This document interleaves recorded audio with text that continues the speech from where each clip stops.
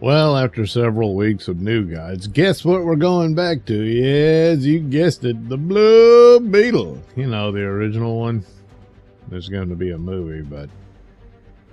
well, that's another story. Anyway, this one is the Fox Feature Comics. This is the original publisher.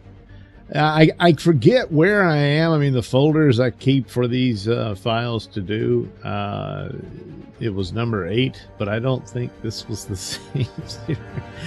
Whatever, we're going with this number 9. Number 9. More thrilling pages of the Blue Beetle. It's true, I sneaked a peek, and there's a lot more Blue Beetle in this one than in previous. There's still backup people that have nothing to do with Blue Beetle. And I'm kind of wondering if I should even bother with those. Yeah. But I'm just really exhausted at the point of taping this, so it's probably just that. But I guess I can't deny the viewers a great new unforgettable feature, the gorilla. So maybe we'll do... oh, sorry, ma'am, didn't see you there. Before the girl could be cast into the flames, the Blue Beetle was in the midst of the demons. So that's who these guys are. They're demons. Well, at least he's got the pointy ears. Oh, well, he kind of does. It's a little misshapen. He definitely doesn't. I don't know what the green stuff is. You're probably better off not knowing. I don't know. Maybe it's just moss or something. Yeah, giant bottle of Cuba. Drink to me only with Cuba. See, if she's your girlfriend, you can only drink Cuba with her. So anyway, the Blue Beetle. Tearing wildly through a light at a busy intersection, a taxi careens recklessly into cross traffic and crashes head on into a sleek limousine. Really? Let's see. Oh, yeah. Yeah. Cool. Look how big Blue Beetle is. Oh, it's just artistic license, you know. Banker Crofty and his niece Laura climb out of their shattered sedan. Why, that maniac, he almost killed us. I'll... yeah, that's not how that goes, but it's how they did it then. Listen here, you numbskull. Is that your idea of safe driving? Good heavens, this man is dead. Call the police, one of you. Well, no wonder he couldn't drive. Dead people can't drive. Well, it wasn't his fault. He was dead. Yeah. So anyway, well, further down the block, hey, Slink, the cab crashed into the bus. That's tough. Now let's beat it out of here before the cops come. Uh-oh, here they are. Step on it quick. How did you know? I mean, that doesn't look anything like a cop car, even back then. Oh, maybe it's got a little insignia. But still, you can't quite make it out. Okay, well, whatever. That darn fool, he's coming right for us. Pass him on the other side, Mike. The police car narrowly averts a collision. See? I'll stop them. That was Slink Bard at the wheel of that car. No use. Better give up, Don. Besides, we have to cover that taxi crash. Well, there it is. And what a pretty mess it is, too. Yeah, I guess they just propped up the dead body up against the car. Hey, it looks like the cars are making out. Isn't that sweet? What took you so long? Is that what we're paying taxes for? So the police can loaf in pool parlor? Crofty, you have your crust. Why, that loudmouth stuffed shirt. Oh, it was him thinking it. Well, whatever. The police know where to find me if they need me. I'm not going to stay here and waste time while they fool around. Come on, Laura. Well, they got a cab available. That'll be fine. We sure walked into something, Mike. Well, no kidding. This cabbie's dead, all right, but he was shot. What do you mean? Well, wait. What did you take from his pocket just now? You better not be stealing, Dan. It's an FBI card attached to a counterfeit bill.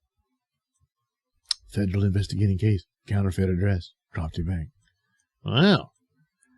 A federal man. He probably got too close on their trail, and the counterfeiters killed him.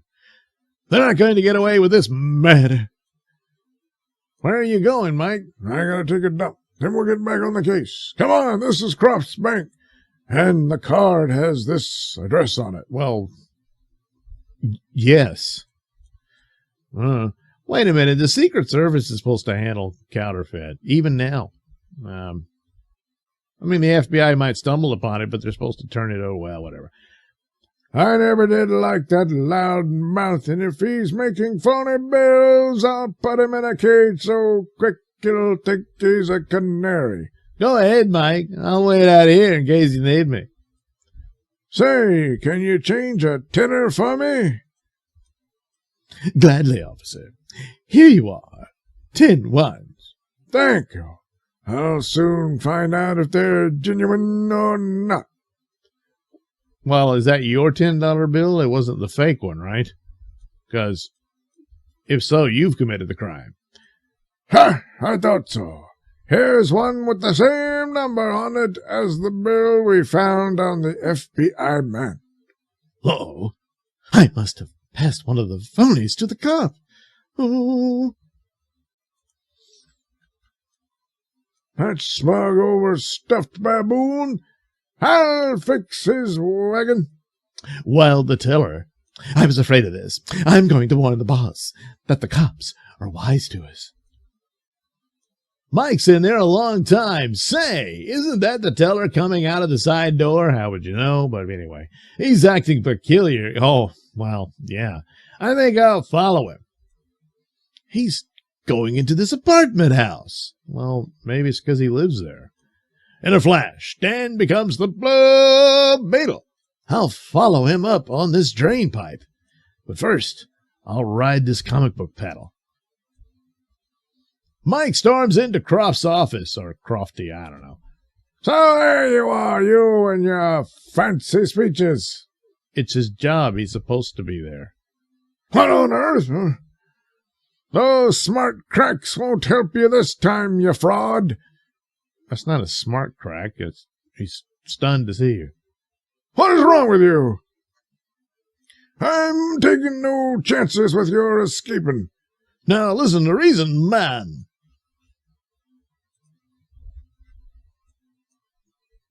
What? As the banker neatly dodges Mike, hey, look out, you'll kill yourself. Catapults off the back of the chair, and solid meets solid. Boom! Well, that's probably the end of Mike, but, it's a comic book, so I guess it won't matter. While the handcuffs, oh, good Lord, what an idiot. Well, anyway. Now, what is this all about? Don't stand there, do something. I lost the key to these cuffs. Call the fire department. Call the police. Meanwhile, the Blue Beetle. He's heading for that apartment, down the hall. The blue-clad figure springs across the alleyway. Let's see whom he's going to visit. Quick, Laura. Something terrible has happened. Oh, Dad, not again. Did you wear your diapers? No, not that. George, what are you doing here? It was some other guy. The police are wise to the fake bills we're passing at your uncle's bank. Quiet down, you fool. Do you want the whole neighborhood to hear you? Sit down and cool off while I answer this phone. Hello? This is Slink. I'm going to squeal on you to the police unless you pay plenty. And not in your fake paper either. Why, that's blackmail. Listen, Laura, I don't like this. I'm going to confess before... What? I may not be able to hear what they're saying, but I can see it's time for me to butt in. Turning stool pigeon, are you? No, wait, don't shoot. As the Blue Beetle lifts the window. Oh, she shoots him instead. The Blue Beetle! Now, the impact of the bullet knocks him backwards off the sill. That will fix him. Now, you come with me. Get into my car and don't try any tricks. Where are we going? We're going to pay that blackmailing slink a surprise visit. This is a handy place to be unobserved from inside the car. Yeah, I guess. While back at the bank, wait till I answer this phone. Hello? Hey, this radiator's getting hot. Do something. Listen, if you want the dope on the counterfeit ring, come over to Sharp's Ironworks. Click. Who is this? Hello? Hello? By the time any out comes, I'll be roasted. Oh, I ripped open the steam main. Oh. Mike tries to stop the flow and gets a superheated hot foot. Ow! Never mind that. We're going to the ironworks. Hurry!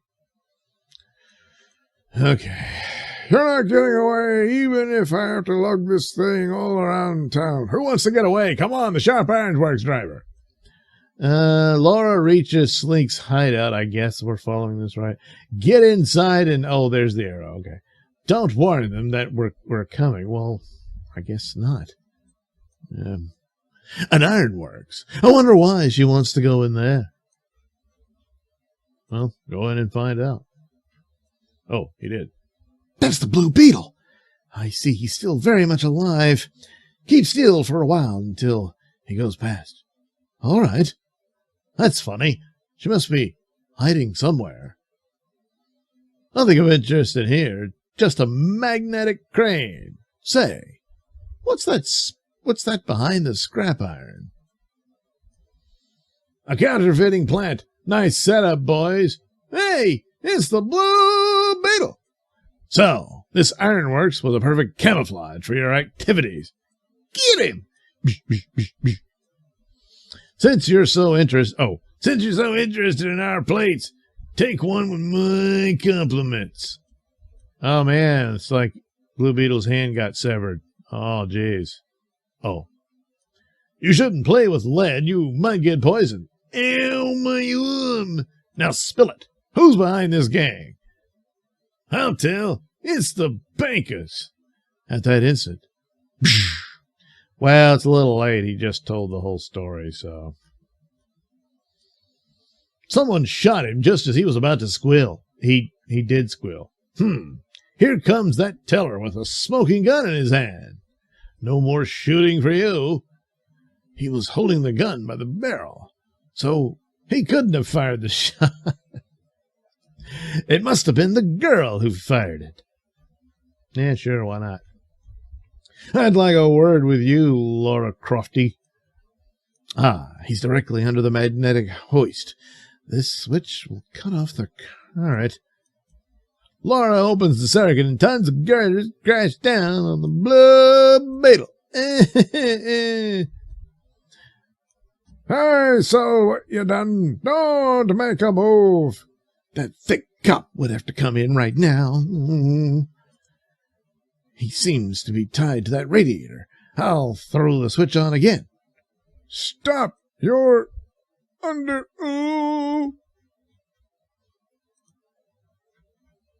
Arrest!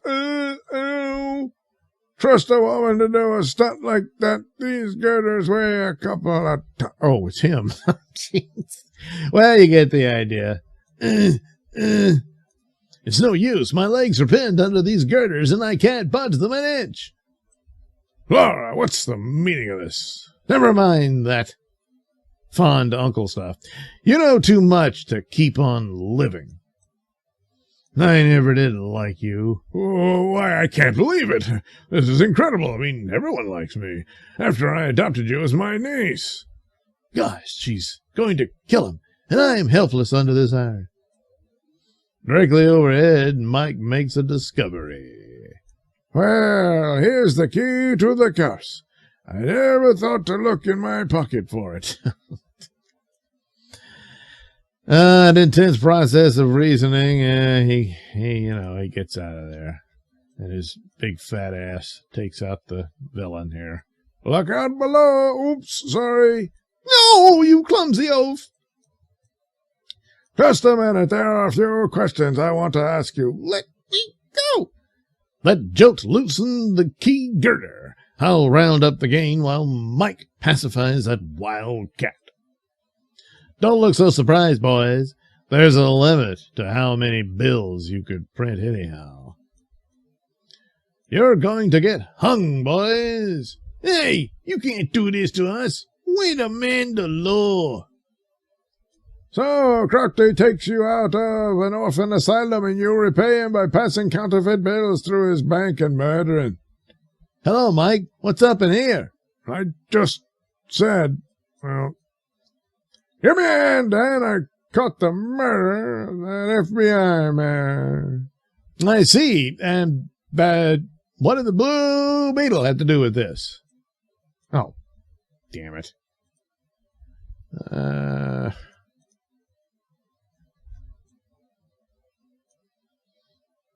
Say, how did you know about the Blue Beetle? There's the sign. Take a look for yourself. Oh. How can you see it from over there? Yeah, never mind. Keep on reading. There's more to come in the next Blue Beetle thriller.